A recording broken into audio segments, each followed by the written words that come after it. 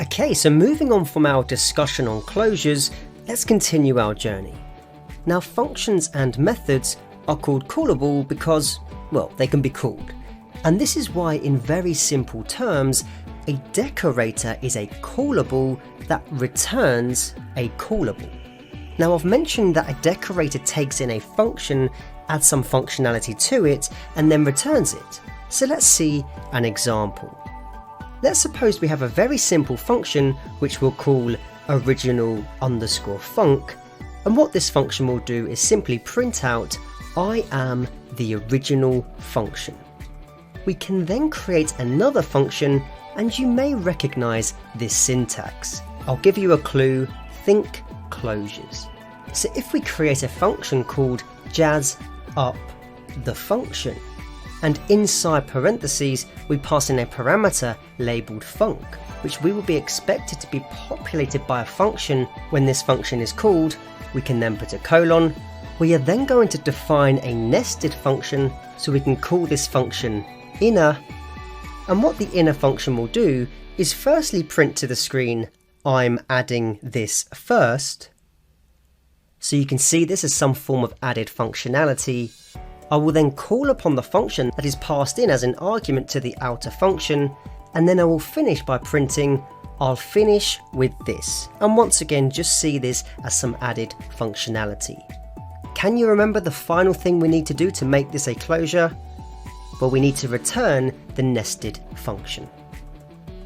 So with these two functions defined, if I were to simply call the original_func function, you can see that we print to the screen I am the original function. Now if we wanted to jazz the original_func function up with the newly defined jazzUpTheFunction function, what we can do is create a variable, so create a name called jazzed_up, and we can set this equal to a call on the jazzUpTheFunction function and pass in the argument original_func, which is the name bound to that original function definition. So we are passing the original_func function into the jazzUpTheFunction function. If we take a look to see what type of object we're working with respect to jazzed_up, you can see that this is a function, and because this is a function, we know it's callable, so therefore if I put jazzed_up and put parentheses, when I run this code cell, we print I'm adding this first, I am the original function, followed by I'll finish with this. So what we've done is we've been able to add functionality to our original function by creating a closure and then creating a variable which equals a call on the outer function, in which we pass in the function that we want to have the additional functionality. So what bit of this is the decorator? Well, in this example, the jazzUpTheFunction function is the decorator. And what we would say here is that the original_func function is what has been decorated by this decorator, and the returned function was given the name jazzed_up. Now, an analogy that people often use to help them remember what decorator functions do is to think of wrapping up a present. Now, the decorator acts as the wrapping paper, but the object inside that got decorated, i.e. got wrapped up, doesn't alter, and that's the original function. The original function here is not being changed. But now, since we're able to call the jazzed_up object, which we know is that returned function, it looks a lot nicer since it's been decorated, since it's been wrapped up. And because this is quite a common need when working in programs, Python has syntax to simplify this. And the syntax we need to remember is the @ symbol. So we can use the @ symbol along with the name of the decorator function and simply place this above the definition of the function that we want to be decorated. So for example, if I put @jazzUpTheFunction, which is our decorator, and then underneath we put the definition of the function that we want decorated, so we can put def original_func and then simply print out I am the original function. This syntax is exactly the same as having the original_func function definition defined, and then assigning a name, in this example jazzed_up, equal to a call on the decorator where we pass in the original function. As I'm sure you'll agree, this syntax is a lot more simple, so rather than having to write this line here, we can simply use at and then put the decorator name. This is what people refer to as syntactic sugar, which helps us implement decorators. In the next video, we're going to look at decorating functions that have parameters, which will be the final part of this section. So I'll see you in the next video. Okay, so the above decorator that we created in the last video was pretty simple, and it actually only works with functions that did not have any parameters passed in when defining them. Now, if I were to ask you to create a divider function that enables a user to input two numbers which then divides one by the other, you may come up with something that looks like the following. You may define a function called divider, so def divider, and then in parentheses pass in two parameters, one labelled A and one labelled B. You would then do something like return A divided by B. So very simple. Now this function has two parameters, A and B, and we know it will give an error if we pass in B as 0. So let me just show you this.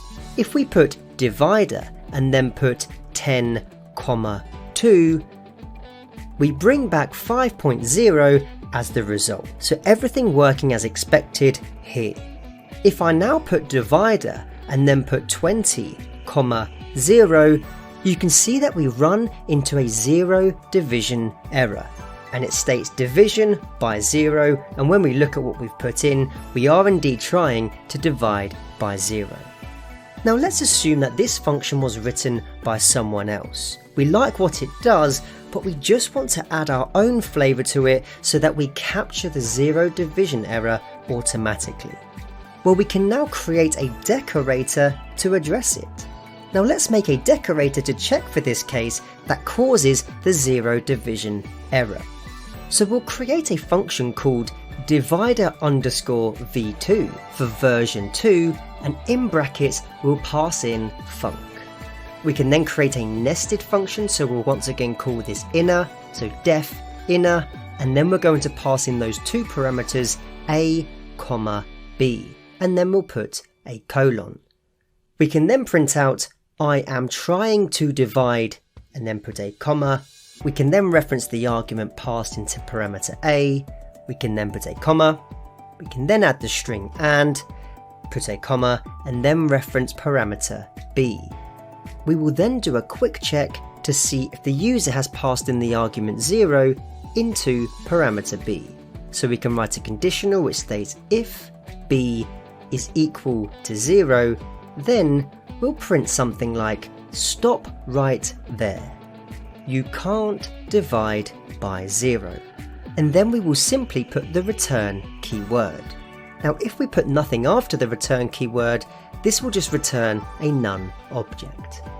This inner function will then return a call on the function that's passed in to the divider_v2 function. So we can put func, and we know that this function takes in two parameters, one labelled A and one labelled B.